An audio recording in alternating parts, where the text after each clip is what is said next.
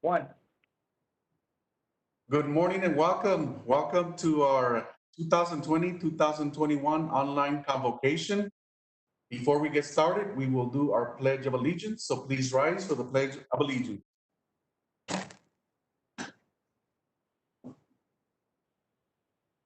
I pledge allegiance to the flag of the United States of America and to the republic for which it stands, one nation, under God, indivisible, with liberty and justice for all.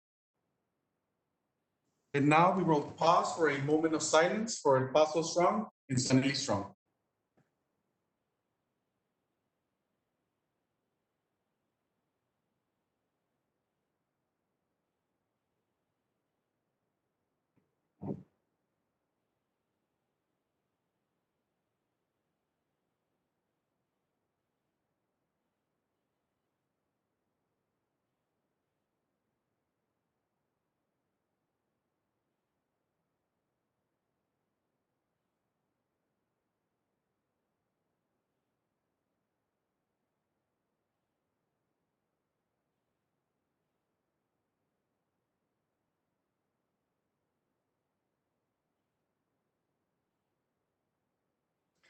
Thank you. Thank you very much. And let's get started. Let's get this party started. Before we get going, we're going to do an introduction of our special guest. Of course, we always want to honor our board. We do have our board president, Ms. Sandra Licon, board vice president, Irene Jaques, board secretary, Fernie Madrid, board trustee, Eduardo Chavez, board trustee, Myrna Hernandez, board trustee, Michelle Garcia, board trustee, Becky Romero. We also have with us our superintendent of schools, Dr. Jeannie Mesa Chavez. And we also have our co-sponsor of this event from TFCU, Mr. Max Villaronga. He's the president and chief officer for TFCU. And today we have a very special treat for you all. We have our keynote speaker, Dr. Jose Medina. Dr. Jose Medina is the founder and chief educational advocate for Dr. Jose Medina Educational Solutions. Prior to establishing the boutique consulting firm, Dr. Medina served as a research scientist and director of dual language and bilingual education at the Center for Applied Linguistics in Washington, D.C. Dr. Medina provides dual language technical assistance, professional development, and job-embedded support to dual language programs across the United States and globally. He is a former dual language school principal and school district leader. Dr. Medina has served as an administrator, educator, advocate at the elementary, middle, and high school levels. Dr. Medina is a co-author of the third edition and widely used guiding principles for dual language education. He is also the author of Lo que se dice se hace and Family, two bilingual poetry books based on his testimonial. Dr. Medina, we're so excited that you're here with us, and you're on, sir. Thank you. Thank you so much. I'm so excited. Let me go ahead and make sure that I have the presentation up. There we go. Okay, I think we can see each other. Hola, everybody. Good morning. My name is Jose Medina, and I'm so excited to be with you today. Soy del Paso, Texas. Estoy tan contentísimo. Les mando unos saludos desde el área de Washington, D.C. I'm like just so nervous, but excited because every time that I get to serve an area school district de mi ciudad, ¿verdad? De mis ciudades, El Paso, Ciudad Juárez, Chihuahua, because whenever people ask me, ¿de dónde es? Soy del Paso, Ciudad Juárez, Chihuahua, because really we are that binational community. And so today we're going to be talking about the importance of sociocultural competence in serving students and families. And I know that that's a big word. There's a reason why we chose it, and I'm going to unpack it with you. Pero más que nada nos vamos a divertir. I'm going to be throwing some bombazos your way, ¿verdad? So that all of us can be reflective about the things that we are doing really well. And then if there are one or two things that we need to tweak. I'm also going to be speaking to you in Inglés y en Español because I can, because I'm good at it, y porque soy del Paso. I'm also excited that folks that serve in cafeterias and cleaning buildings and people in the front office and teachers and administrators are all here porque acuérdense que todos somos parte del equipo del Distrito Independiente de San Elizario.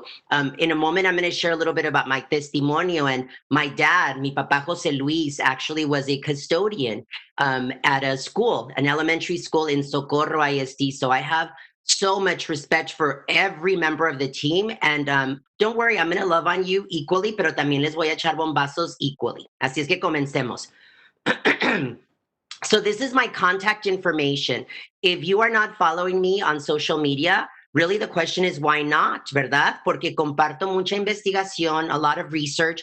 I also travel all over the country and internationally to provide support to schools and districts. And so I share a lot of my experiences, the things that teachers are doing across the country. I know that right now with COVID-19, things are very, very interesting, but I've also been sharing a lot in terms of what should we be doing in our classrooms with crisis remote learning. And so si no me han seguido en las redes sociales, pues, ¿qué esperan? Anden, le saquen el teléfono, que acá nadie los está viendo. Nobody's watching you. Now's the time. Get out your phone and follow me on either Twitter, Instagram. Y no les quiero como decir que estoy un poquito creído, ¿verdad? But I'm kind of TikTok famous now. Después les cuento. Here's what we're going to do. We're actually going to get started by dancing. Whenever I facilitate professional development, there's always a little bit of dancing. And so this is my name, my full name. Mi nombre es Dr. José Luis Medina Hernández Franco López Junior Díaz Cruz. I can say it fast. Mi nombre es el Dr. José Luis Medina Hernández Franco López Junior Díaz Cruz. Mi mamá, she's like a strong woman, and she wanted to make sure that I knew where I came from. Y que nunca se me olvidara la comunidad que me ayudó a crecer, que me ayudó a ser la persona que soy. My name is not Jose, my name is Jose. My name is also not Jose, it's Jose. There's an accent, an orthographic accent over the E. And so we need to remember that those things are important, not only with our names, but the names of our students, because there's no difficult name. There's just names that we have to practice more. Así es que as we talk about customer service, because I know that this is a huge focus for us in San Elizario, remember that it all starts with that name, not Jose, Jose. So here's what we're going to do. I'm going to play a quick TikTok video. It's about 15 seconds, but I want you to start dancing en sus casas, ¿verdad? Like nobody's watching, like you're 21 and you crossed over to Ciudad Juárez, Chihuahua discotheques when it was safe. Ven, porque yo sé, I know what happens in El Paso y en Juárez. Here we go. El que no baila, no de veras aboga, eh? So everybody needs to be dancing. Although I can't see you, I'm assuming that you're not going to let me dance by myself. Así es que todos a bailar. Here we go. Latino dance check.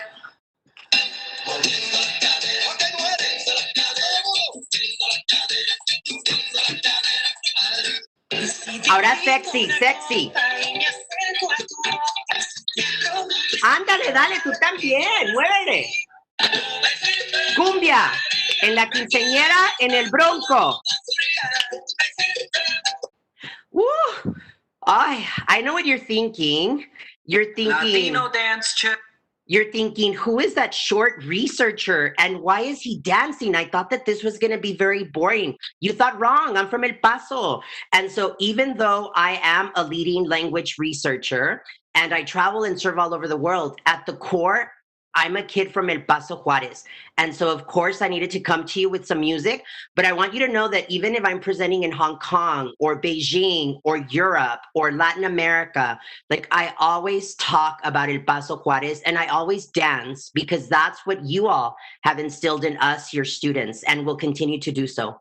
So I took the liberty of creating a visual for us. Así yo bien como que soy parte del distrito así oficialmente. And I did it, of course, in both languages. So I put, soy San Elizario I.S.D. I am aquí to serve. I mean, I don't know about you, but it sounds kind of cool. Yo que ustedes me lo robaba, les doy permiso. I won't even sue you. Nada de corte, nada de corte. The reason that I wanted to start with Soy San Elizario I.S.D. I am aquí to serve, because even though I'm a language researcher and my focus of area is bilingualism, biliteracy, grade level academic achievement, and sociocultural competence as the foundations of everything that we do in schools, I just love the idea that San Elizario really is focusing overtly. Están anunciando, estamos aquí para dar servicio. And the reason that I did it in both languages is because for the longest time, even in El Paso and the surrounding areas, we were forced to transition out of Spanish so that we could quickly move into English as a way to Americanize ourselves. And that's what happens in the schools in the United States. And so today I'm here to remind us of the research that tells us that that's baloney, that for many of our students who grow up in multilingual homes, hablando en inglés and Spanish as well, desde el momento de que nacieron, like that's not something to be embarrassed. You have in front of you one of your own, a leading person in this field. And I'm telling you that if I switch de un idioma to the other, that's not because no entiendo, that's because soy super fabulous. That's a higher level cognitive thinking skill. But for the longest time, we've told our kids, don't do it. No hables el Spanglish. So I'm here to tell you, and I'm going to share some research with you that tells us that it is not a bad thing, but actually super fabulosity embodied. I did want to give you the definition of sociocultural competence because that's what we're going to be talking about. El vistazo, ¿verdad? It's going to be the lens through which I'm going to be sharing information. En español, la competencia sociocultural. So at the core, this is exactly what San Elizario ISD is focusing on in terms of customer service, really igniting that passion that we want for all of our stakeholders to feel as they enter our space. But there's not going to be any igniting if we're not ready to serve. And so this is your definition. Sociocultural competence is seeing the similarities, seeing the differences, seeing each other, but seeing the differences as ways to connect. La competencia sociocultural es ver las similitudes, ver las diferencias, pero ver las diferencias como manera de conectar, no como obstáculos que se van a tener que sobresalir. Muchas veces nosotros pensamos que si somos diferentes no podemos conectar. And when we serve in school districts, that sometimes also impacts the way in which we serve the families that come into our space. And so keep that in mind. Competencia sociocultural, sociocultural competence. I see you. I see the different. I see the same. But it doesn't matter because los dos juntos, we're going to connect. Vamos a conectar. So here we go. Before I move on with a little bit of research, I did want to share a little bit about my testimonio because I think it's important that you know who you're getting this morning. Now, I only get to chat with you for about 30 minutes, which is fast and furious, but there's no way that I would talk without sharing a little bit about the most wonderful parents in the world. Yo sé que todos piensan que sus padres son los mejores, and you're probably right in your home, pero en mi casa, mi mami y mi papi, Margarita y José Luis, are just the most phenomenal parents that one can ask for. I want you to take a look at Margarita. Miren a Margarita. She looks like a freaking model, ¿verdad? La veo y digo, uf, este pelo. And then I look at my dad, José Luis, y digo, no manches. Mira, mira, con los high cheekbones. And then I look at me, their firstborn child in the middle, and I'm like, ¿qué pasó? ¿A dónde se fueron los looky looks, verdad? Where did the looks go? Not with me, pero sé bailar, ¿eh? Y también soy un poco inteligente, so that helps out. My mom and my dad are from Ciudad Juárez, Chihuahua. My mom only went up to the 6th grade. My dad only went up to the 5th grade. Así es que no tuvieron mucha educación. They didn't have a lot of educational access.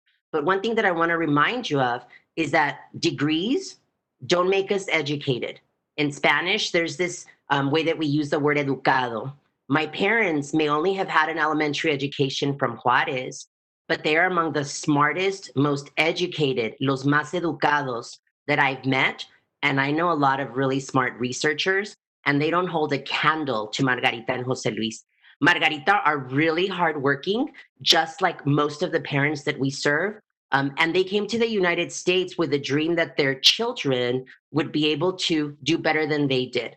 O sea que vinieron con el sueño, ¿verdad? Se cruzaron el puente libre y no me pregunten si legalmente o no, porque ¿qué les interesa? It doesn't matter, ¿verdad? And I was born here so that their dreams could come true. Mi mamá y mi papá trabajaron en la FARA, trabajaron en la Levi's, bien duro cuando cerraron las fábricas, when they closed the factories down. Then my dad that's when he became a custodian. Y mi mamá trabajaba limpiando casas, cosiendo. She would sew, she would clean houses. So that's the kind of home that I grew up in. They're both US citizens. Se hicieron ciudadanos, and they vote in local, state, and national elections, but they only speak Spanish. Oh, and if right now you're thinking they've been in the United States for close to 50 years and they only speak Spanish, and you're a little bit of a hater, just know que te interesa. The reason they never learned English is, first of all, because they were working multiple jobs to make sure that there was food on the table.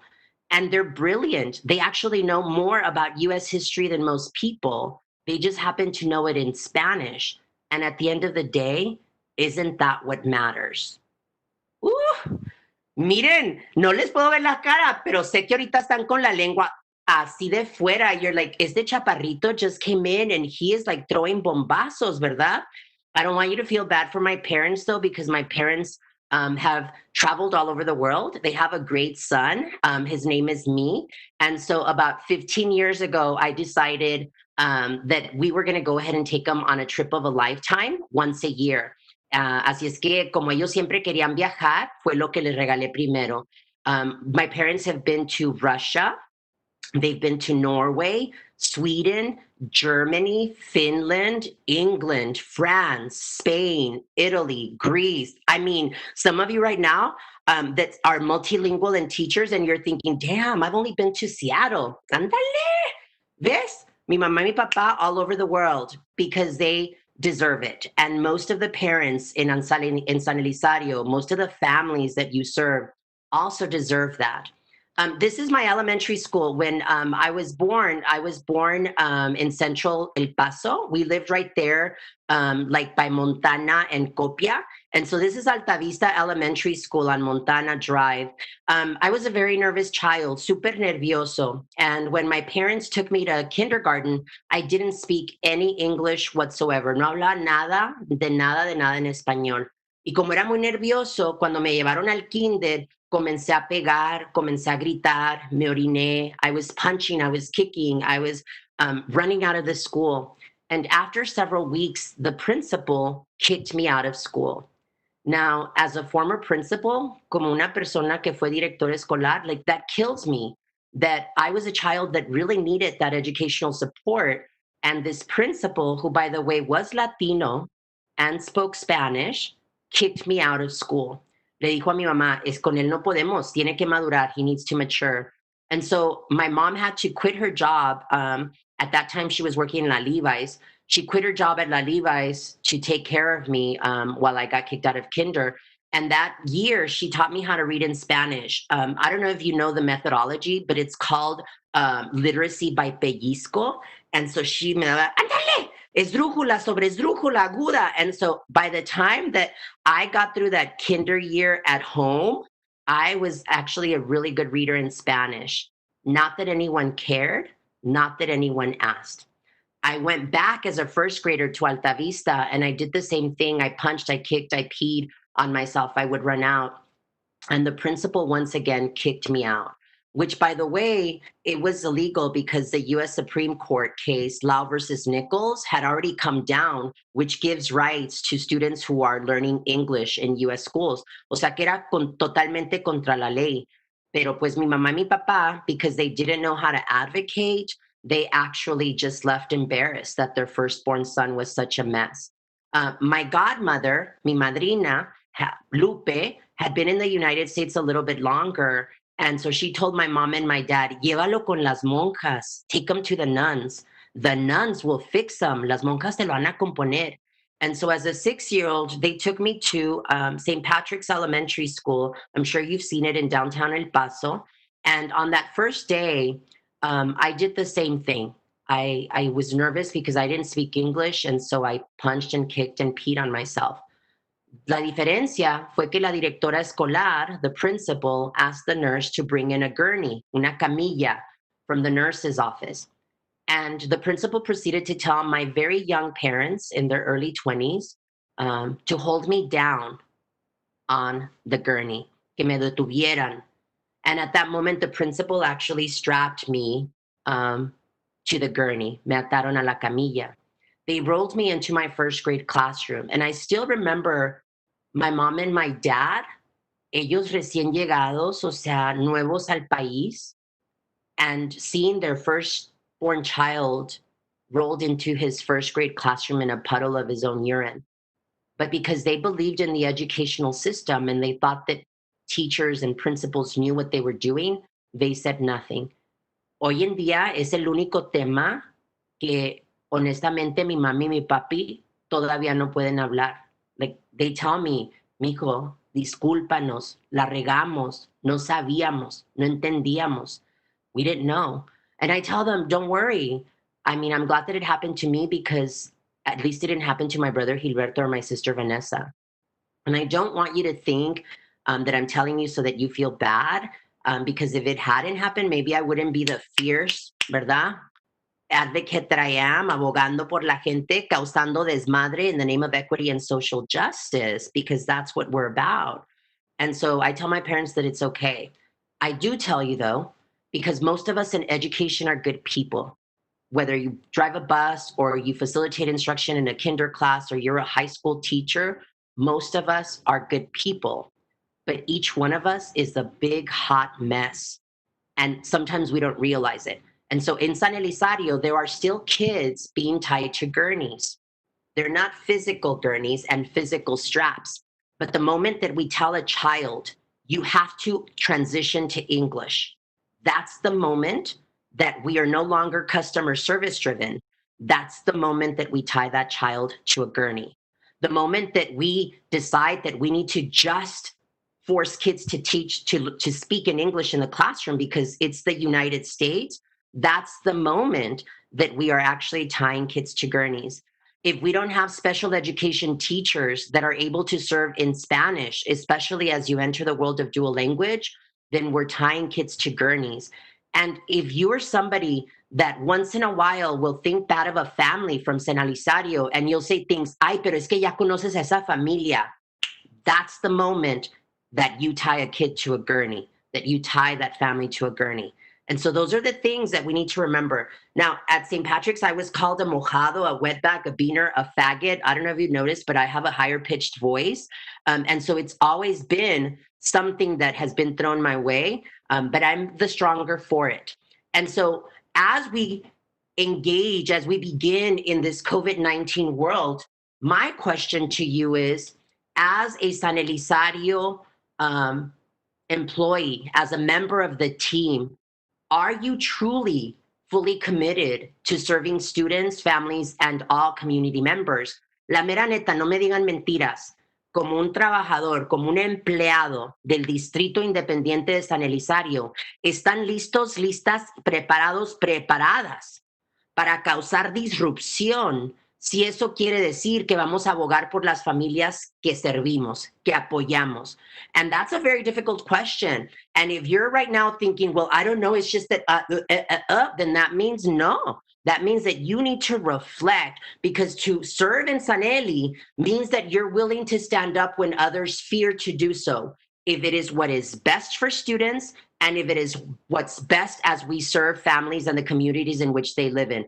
And so that's what your leadership is promoting as we ignite this fire, as we talk about customer service. That's what it means. It means to give selflessly of each other as we serve others. Quiere decir que uno se olvida de las cosas que son importantes para uno y se enfoca, ¿cómo es que voy a apoyar al prójimo? ¿Cómo es que voy a deshacer esos sistemas de opresión que a veces atacan, que a veces se ponen sobre los estudiantes que vienen de comunidades indígenas o de hablo-hispanos, ¿verdad? Hispanoparlantes, digamos.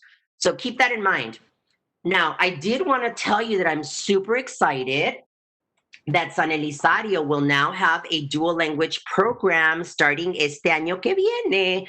Estoy contentísimo porque es el programa más aditivo. It is the most additive culturally sustaining model for language learners specifically. And so I wanted to mention to you that there's a free resource that you can look up whether you're going to be a dual language educator or not. And for all of my district leaders, my coordinator of math, my director of special education, my human resources person, the technology person, I wonder, have you read the guiding principles for dual language? Because guess what?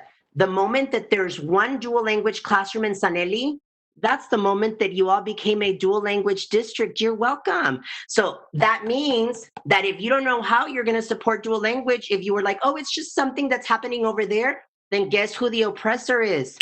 Usted, compa. Usted, comadre. And so there on the screen, you have www.cal.org/GP3.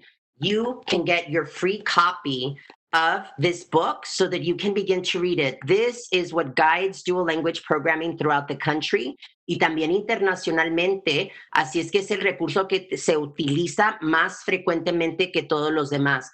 And it comes from the Center for Applied Linguistics in Washington, D.C., which is one of the major think tanks. Es una de las organizaciones donde se maneja la investigación en cuanto a los idiomas. Es una de las organizaciones más respetadas en el mundo. And I just wanted to share with you, ¿verdad?, that one of your own, me, I'm one of the co-authors. So, un chavo del barrio que después del centro del Paso se mudó ahí por la del Valle, es donde crecí, is one of the co-authors of the resource that is used throughout the world to implement dual language programming. So what an honor for me to know that San Eli is on this journey with us, ¿verdad? Directors at the district level, associate superintendents, a leer. Go read, porque si no, acuérdense, you're strapping kids. Some of you are like, ya los dejé viscos, me encanta. Two of the definitions in this resource that I wanted to touch upon today because they really are connected to customer service are additive bilingualism and subtractive bilingualism. Additive bilingualism means that we're going to help the kids in Saneli to add English to their language repertoire, to their language bubble. La ideología quiere decir que vamos a añadir, vamos a agregar el inglés, but we're not going to do it by destroying their Spanish. We're not going to do it by destroying their Spanglish. No vamos a inculcar, a agregar el inglés y vamos a olvidar el español o el Spanglish, porque todo eso es parte del repertorio lingüístico de los estudiantes. Subtractive bilingualism, which is what we've been doing in the state of Texas forever and ever, really was about getting kids to quickly move over to English. Some of our families also don't understand the research. Some of our families will come to us and they will say when they fill out their home language survey in the front office, no quiero que le den este apoyo en español. No, English. And the people in the front office, you all are so powerful. Because if you work in a front office, when a parent says, no quiero programa dual, or no quiero apoyo, it is your job to say, oh no, Mr. Medina, but we want our kids in San Eli to be bilingual and biliterate. We want them to have grade level academic achievement in 2 program languages, and we want them to work to be better people. It's called sociocultural competence. You're such a good parent. Sign right here, dual language. That's what the front office staff needs to be able to do. So if the front office staff doesn't know the guiding principles for dual language, ustedes también lo tienen que leer, no se hagan. Also, why is it that some schools, not all schools, but some schools, why is it that some schools have like the people that más secos in the front office? Like not friendly at all. Like what is that about? What is that about? Remember that that's the first instance that a family encounters when they come into San Eli. Es la primera impresión. And if you walk in to one of the schools in San Eli and the person in the front office says, momento, I'm sorry, I don't speak Spanish, hold on, which has happened to me in other school districts, like that's the moment that parents are turned off. Imagine my dad and my mom, Margarita and Jose Luis, and imagine that they walk into your central office. How would you have treated them if they came in with a 5-year-old acting like I did? What would you have done? Would you have advocated? Or would you have said, en la madre, ya me llegó otro? Because then that tells you a lot in terms of what you need to reflect about. would Margarita and Jose Luis feel comfortable walking into your school setting? Would there be somebody there to explain to them that their child needed support, not to be tied to a gurney? Or would you have done the same thing, just in a metaphorical way? Ooh. Me voy a callar por unos segunditos. It's called a telenovela dramatic moment. Ándale, ándale. Te caló, ¿verdad? Just a little? Qué bueno. I'm glad. Because when we feel discomfort, that's actually when we grow. Así es que recuerden eso. Si se siente incómodo, quiere decir que estamos creciendo. Some of you ya ni saben qué les pegó. You're like, por favor, más baile, más baile. No, nada de más baile. Now I'm into the research and I'm loving the research. Así que no, aguántense. Settle down. Some of you are also thinking, was he really like this as a teacher and as an assistant principal and a director of dual language and as a world-known researcher? Simón, que yes. Simón, que yes. So here you have this visual. This is the way that we have really supported our language learners. I wanted to make sure that I clarified this for everyone in Saneli. Submersion with no support, that's really sink or swim. That's like the way that I was brought into the schooling system, tied to a gurney, but remember that we can still do that without the actual straps. ESL pull out and ESL push in, a little bit more additive, but the goal is still to transition to English. Now, if you're an ESL teacher, if you're an ESL teacher, don't feel bad. I was actually an ESL teacher in Isleta Independent School District when I started my teaching career. It just means that even though it's a subtractive model, we have to be as additive and culturally sustaining as possible. And so if I have a student from, the Philippines, and the student speaks Tagalog, then I'm going to be using Tagalog. Even if I don't speak Tagalog, I'm going to get out my resources, my phone, so that I'm able to help the student leverage what he, she, or they know in Tagalog, and they're able to produce that even within a subtractive system. But there's no way that I'm ever going to say to a child, in this class, we only speak English, because I know that that's not what the research offers. Transitional early exit bilingual and transitional late exit bilingual, that's, I'm going to hook you up with your native language, but just until second grade, and then you need to transition to third, because that's when STAR testing comes. A little bit more additive than ESL, but still not additive, still subtractive model. Transitional late exit, I'm going to hook you up with your native language, pero solamente hasta el quinto grado, just until fifth grade, and then I need you to get ready for middle school. Again, additive, a little bit more, but not fully, still subtractive. The only additive model is dual language education, which I'm so thrilled that as I mentioned, that you are going to engage in. Why do I share this? Because remember that even though it's going to be only a couple of places where we're going to have dual language, all of us need to understand and support what it is that we're doing, because San Elizario is taking a very important step.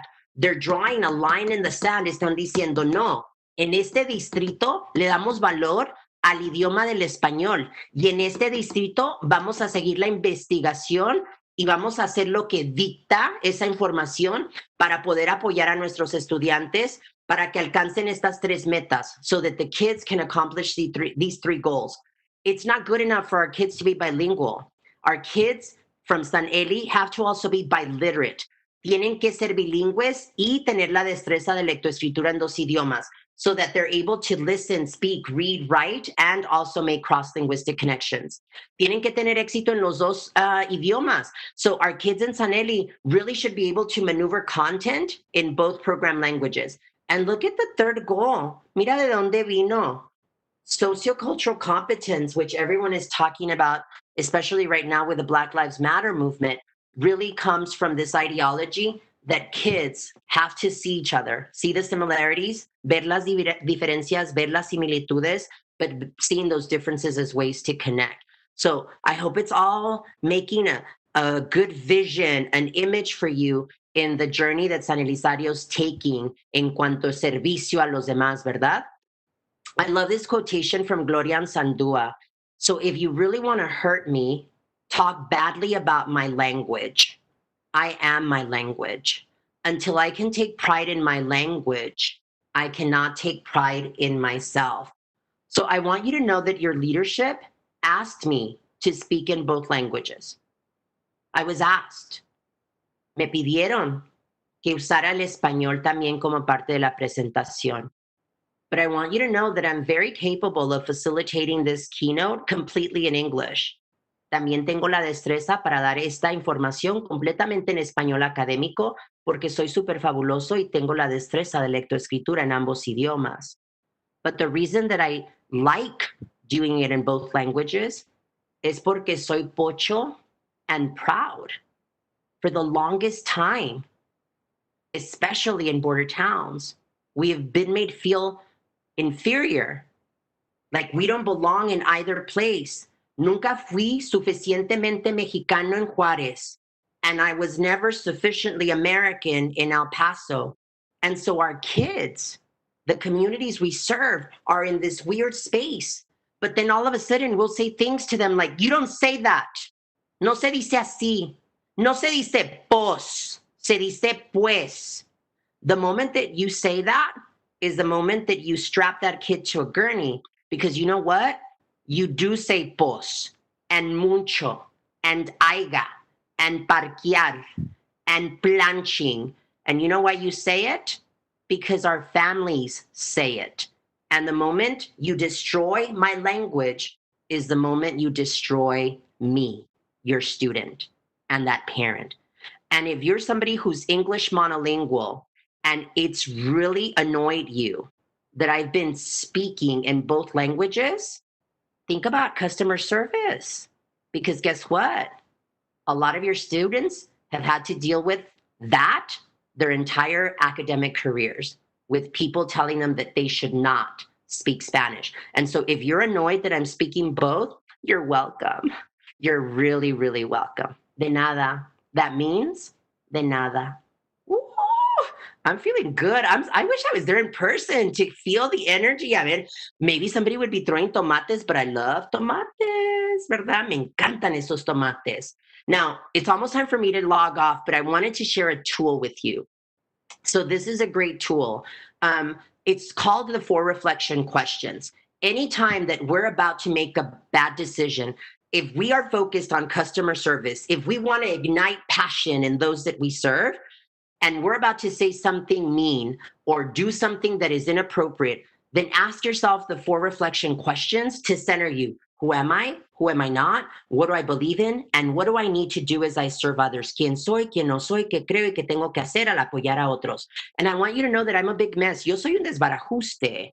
I have a lot of bias in my space, in my body, because it's in all of us. So if I look at a parent as they're coming to drop off their child, or if COVID-19 guidelines tells me that, the reports tell me that one parent has not ensured that her student logged on, before I say, ay, es que esa madre no le interesa, no le importa la educación, that mother just doesn't care, before I let that come out of my mouth, then I ask myself, who are you? Who are you not? What do you believe in? What do you need to do? Who are you? Who are you not? What do you believe in? What do you need to do as you serve others? Who are you? Who are you not? What do you believe in? As you serve others. And then you catch yourself and I say, you know what? Maybe that mother has a lot going on. And that's why that child has not logged on during COVID-19 guidelines and remote instruction. I wonder what I need to do to better serve that parent. Let me go ahead and contact my administrator para que vayamos a dar una visita a casa, asegurarnos de que esté bien. And so these questions help you as you're about to oppress others. But they're also good when someone is about to oppress you. About 3 weeks ago, I had someone put on social media that I am too Mexican to be a language researcher. And I want you to know que quería sacar la navaja que no tengo, porque acuérdense, I'm from El Paso, Ciudad Juárez, Chihuahua. Like, I can throw down people. I mean, I'll probably still lose the fight, but I'll try.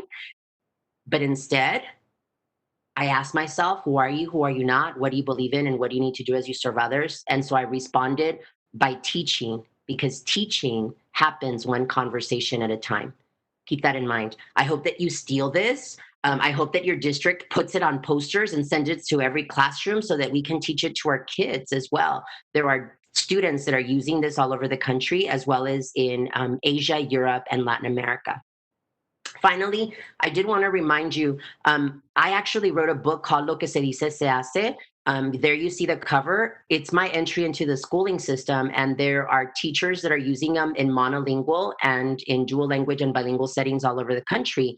And it's the story of a young boy who got tied to a gurney at an elementary school because he was nervous and didn't speak English. It's really a love letter to El Paso. There's actually a poem in there called Chicos Tacos and one called Western Playland. And then the second book is called Family Familia. They're both available in English and Spanish. And Familia is really about the immigration experience. You know, for those of us that live in El Paso, that's not something new. I remember driving to Riverside High School, where I once was a teacher, and I would slow down as families were crossing over the border highway to work or to go to school every morning. And so to me, that's the border immigration issue, slowing down so that people can get to where they need to go. I'm so proud to be from El Paso. I'm so proud to be in collaboration with San Elizario. Les doy las gracias por todo lo que hacen. I know that San Eli is going to continue the fabulous work that you all have been engaging in. And now you have that added layer of dual language education para los hombres, las mujeres que trabajan limpiando las escuelas, to all of the custodians that are watching this. You are the most amazing people. And thank you for what you do, because you are the heart of every school district. Los adoro. Gracias por darme la oportunidad de venir a compartir con ustedes. And if you see me on social media, don't act like you don't know me. No se hagan que no me conocen, eh. Gracias. Un abrazote. Thank you, thank you, thank you.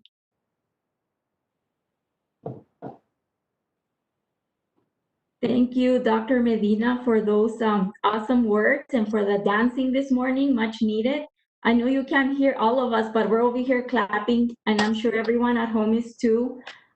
We appreciate you being with us this morning. And, you know, I'm Spanglish too, so thank you for reminding me that that's okay. Claro, comadre. Thank you, thank you. Thank you, everybody. Have a good rest of your convocation. Adiós. Nos vemos. See you soon. O como decimos en El Paso, hay nos vidrios. Bye, everybody. Bye, Dr. Medina.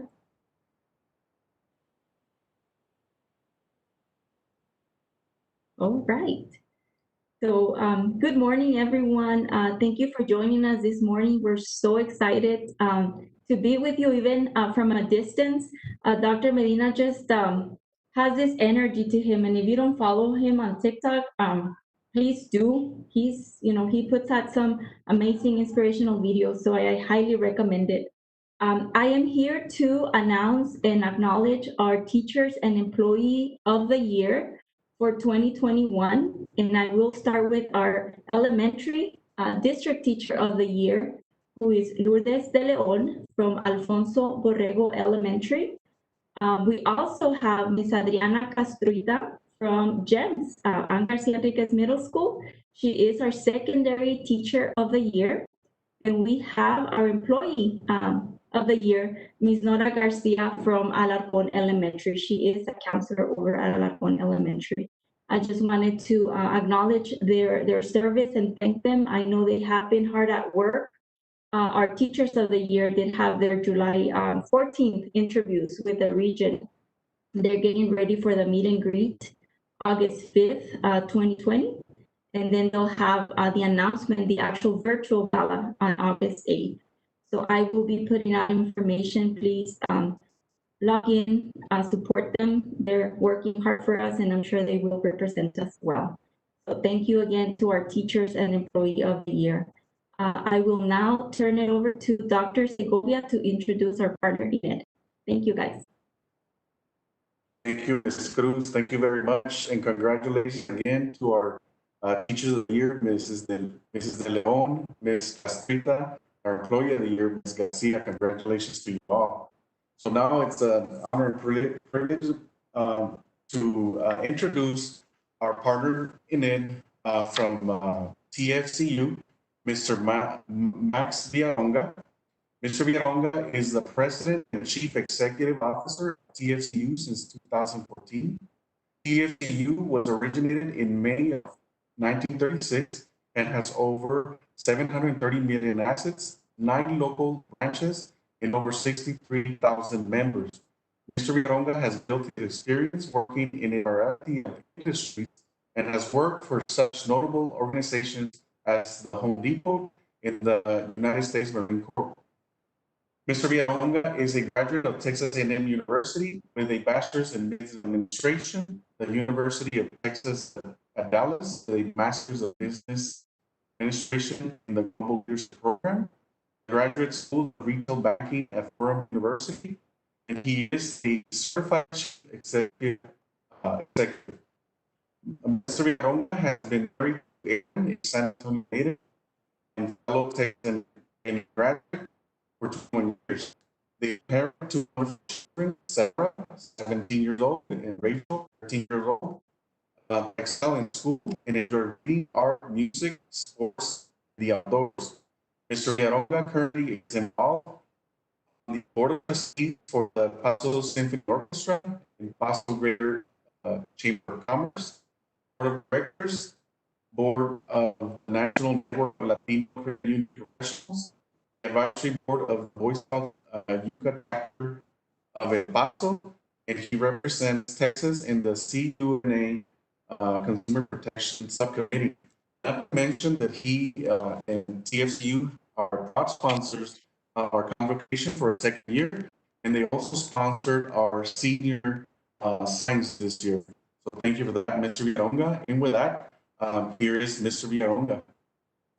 Well, thank you so much, Dr. Segovia. I think my daughters are going to be shocked that I was engaged in a first this morning, bailando salsa y merengue y cumbia via Zoom. I don't think I've done that. That's a first for me. So, pero como puertorriqueño, I love to dance. So no problem. Buenos días. Good morning. As Dr. Segovia mentioned, my name is Mac Villalonga, and I'm honored to be the President and Chief Executive Officer for TFCU. I'd like to start off by thanking Dr. Mesa Chavez, Dr. Medina, Dr. Segovia for inviting us and for being a partner with us. We really see this as a partnership to assist teachers, administrators, and support personnel. They always plan and deliver a wonderful kickoff to every school year. And even now, where we have to do things remotely, they're doing such a great job. Congratulations. Right now, we are facing political uncertainty. We are facing a modern day civil rights movement. We're facing new virtual technologies that are challenging each of you. My mother was a teacher. My grandmother was a teacher. I have a sister-in-law that's a teacher and a sister that's a bilingual teacher's aide. So I hear the concerns around the differences, the changes, the challenges that we are facing as a community to continue educating our youth. We are facing an economic recession, and we're facing an invisible enemy that is caused by this global pandemic. This year presents generation-defining challenges for all of us. It's happening here at TFCU as well. We all have choices in historic moments like these. We can choose to retreat and disconnect, or we can choose to rise to the challenge of our times and connect with the community that we love. TFCU was started by teachers, for teachers, in a historic moment, very similar to this, during the Great Depression, right here in El Paso.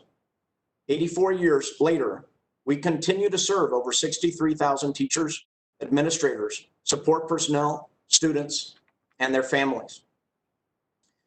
We understand these are difficult times, and we are ready to help you and your students and this community to get through it.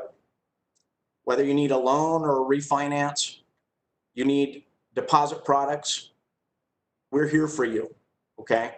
We want you to know that. That's what TFCU was built to do 84 years ago. It was built by teachers, for teachers, to help you. Just like we did last year, we're offering, and this is not going to be publicized, so you need to write this down. You can go to www.tfcu.coop, okay, .coop, because remember, we're not for profit, .coop, where you can call us at 843-TFCU, okay? But we are offering San Elizario teachers $1,000 loan for 12 months at a very, very low rate. It's 1.9%. You're not going to find that anywhere else. Okay. But we understand there are some expenses that you're going to have to deal with in trying to assist these students. We want to be able to, just like we did last year with the classroom loan, we want to be able to put you in a good position for whatever it is that you need. So just make sure you tell them that you're employed with San Elizario. Okay. Similarly, we've got for mortgages, let's say you're renting an apartment, you're renting a home, and you need more stability in this very, very difficult time. We're offering a 0%, okay, down payment assistance loan for a home up to $10,000, okay? So if you don't have the money for the down payment for a home, you can apply with us and get access to a 0%, $10,000 down payment assistance, okay? Nobody else is going to do that because nobody focuses on teachers, administrators, support personnel like we do. We care about you. We want you to have a fantastic school year. Thank you again to Dr. Mesa Chavez, Dr. Segovia for inviting us. We continue to love being your partner, and just let us know how we can help. Have a great school year. Mr. Villarreal, thank you so much. Thank you for being part of the San Elizario ISD family. I know that when we have any needs, we contact you and you always pull through. So thank you very much for that, sir. All right. So our next item here in our agenda today is our superintendent. She has a message for us today, Dr. Jeannie Mesa Chavez. Good morning, San Elizario. I'm so excited. This sure is different for us to connect. And I think, like our speakers have said, much love to be in person there with you. Do know that in San Elizario ISD, I know that all of us together are once again beginning another journey. And I think that for the very first time together, we're going to be able to say, this is a first. We're beginning the school year online. We're doing our convocation online. And so with that being said, let's prepare for all of those moments. Let's be together and be of service. I think it's really important that we all acknowledge the fact that there's so much going on in our own homes, and particularly in the homes of our students. So it's going to take all of us to be of service. It's going to take all of us to give our students those smiling faces when we know that maybe something in our own homes or the homes of our children may be happening, but when they see a San Elizario ISD employee, anywhere from our bus drivers to our cafeteria workers, to our teachers' aides, to our maintenance workers, to our administrators, everyone at central office, we need to do our part to be of service and to be that welcoming community that we know. And, you know, we do that, and I've seen that. Our community is strong. Our community is resilient. I know that because I've seen the support that we have for one another. So this coming year, as we commit to being the best of service for our community, for our students, as we commit to supporting one another, I also ask you to let's engage in kindness. And not only when we're face to face, because now we're going to be missing a very important ingredient, is to see the immediate smile that our children, that our employees, that all of us so much want to do. I mean, we're even so more distant because we're going to be taking care of each other. We're going to be wearing our masks. We're going to be washing our hands regularly, and we're going to be keeping our distance. So for those of you that are accustomed to those greetings of a hug, that's why we need to show our love with our eyes, because right now we're going to be wearing masks as we greet our students back. But we want our children to be safe. We want all of our employees, all of our colleagues to be safe, because I know that as we welcome back students, and as you know, we just graduated some of our students, there are families that are impacted, that they themselves are now trying to survive this pandemic. And they're not only trying to survive because maybe they themselves have become ill, they're trying to survive because of all of the stress that this pandemic has brought about.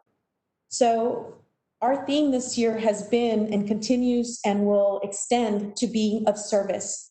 I know that our hashtag is emphasized on Sanelli Nation. Let's make our part of our world, let's make our area so special that everyone continues to want to come. And we do know that obviously individuals move on and move to other districts. But what I say is that they expand the network of people that we can reach out for help. Because what I do know in Sanelli is that we work hard. We are welcoming great individuals coming on board with us. And what I know about our district is that we are passionate, we care. So let's do this year with service, support, and kindness. Wishing everyone a fantastic school year, and I can't wait to see everyone in person when it's safe to do so. Thank you. Many blessings.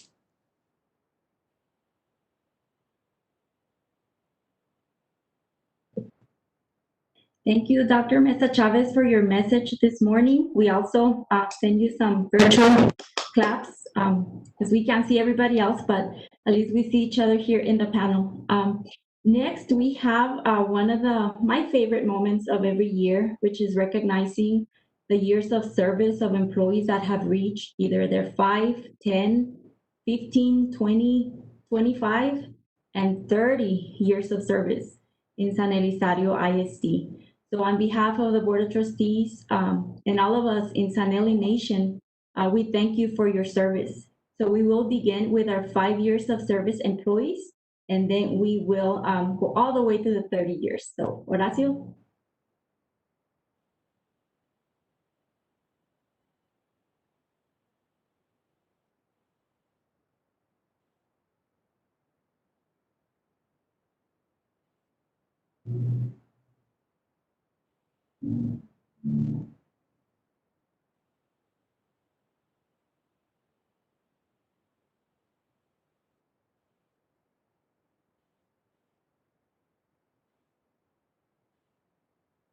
Ten years of service.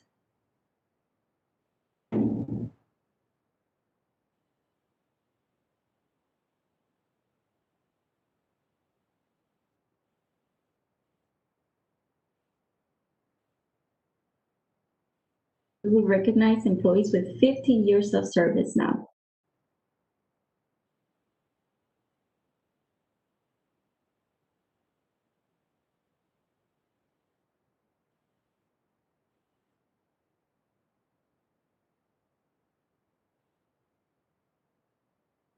And here come your 20 years of service employees.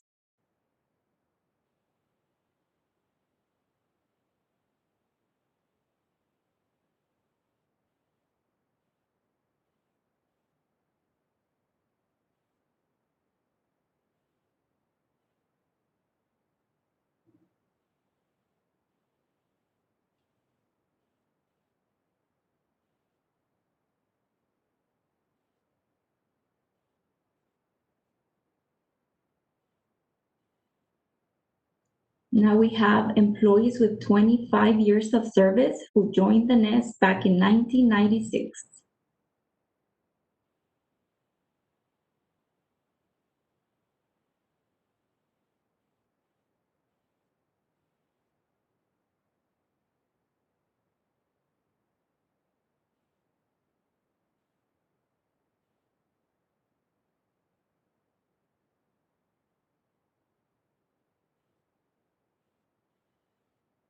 And now our 30 years of service employees, we have 3 employees with 30 years of service this year.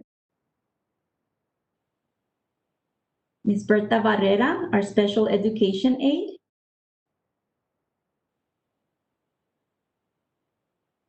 Frank Flores, a physical education teacher.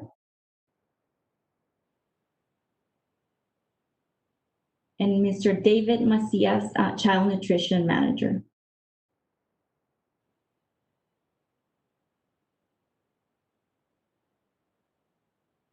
Thank you so much to all of you for your service. We do have your medals. Don't think we forgot.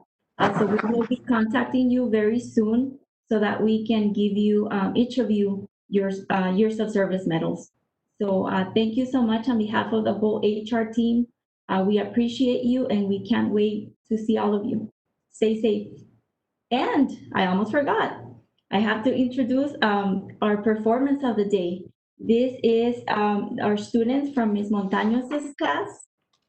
They will be performing a song, Don't Give Up on Me. So thank you all. Stay safe.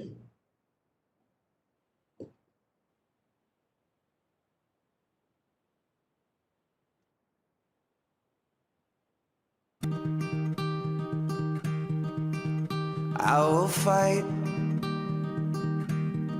I will fight for you. I always do until my heart is black and blue. And I will stay with you. We'll make it to the other side like lovers do. I'll reach my hands out in the dark and wait for yours to, until I can wait for you. I'll wait for you. 'Cause I'm not giving up. I'm not giving up, no, not yet. Even when I'm down on my last breath. 6 feet at all times, you know the rules. Even when they say there's nothing left. So don't give up on. I'm not giving up. I'm not giving up, no, not me. Even when nobody else believes. I'm not going down that easily. So don't give up on me. Now we'll I'll hold on to you. No matter what this world will throw, it won't shake me loose. I'll reach my hands out in the dark and wait for yours to, until I can wait for you. I'll wait for you. 'Cause I'm not giving up. I'm not giving up, no, not yet. Even when I'm down on my last breath. Even when they say there's nothing left. So don't give up on. I'm not giving up. I'm not giving up, no, not me. Even when nobody else believes. I'm not going down that easily. So don't give up on me.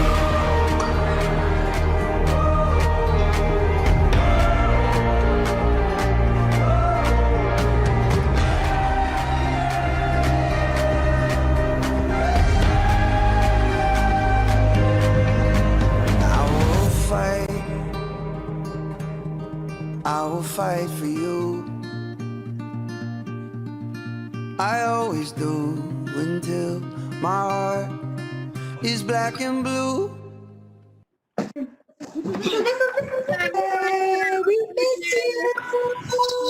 We love you. Thank you so much.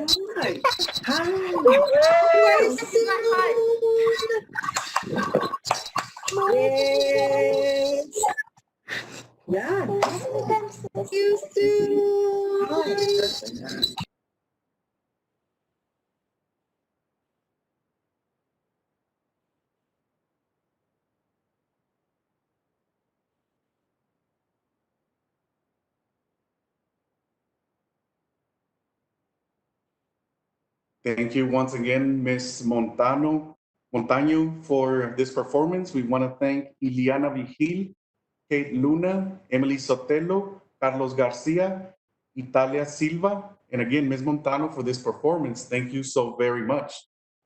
Just so you know, we're going to invite you to capture moments like this when we have our students engaged and each other engaged in great work, inspirational work.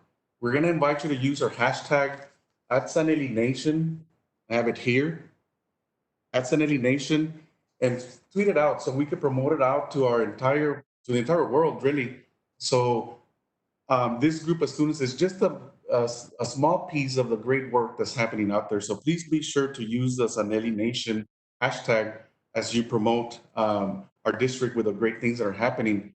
We want to also thank every single one of you for everything that you do as we engage in this upcoming year. I know that everybody's preparing well. I also want to thank the Convocation Committee for all the planning that takes place behind the scenes to get this accomplished. So thank you all for that. I want to also remind you to be safe out there, to make sure that you wash your hands, that you maintain social distance, and that you wear your masks. That's important to a role model. So thank you for that. Let's have an amazing year. Let's have an amazing year as we go forward. I know that we can, and I know that we will. And I'll leave you with this inspirational moment in that I am wearing a suit and tie here up, but I am wearing shorts. So I just want to let you know that. But thank you so very much. Let's enjoy the year. Go Sanelli.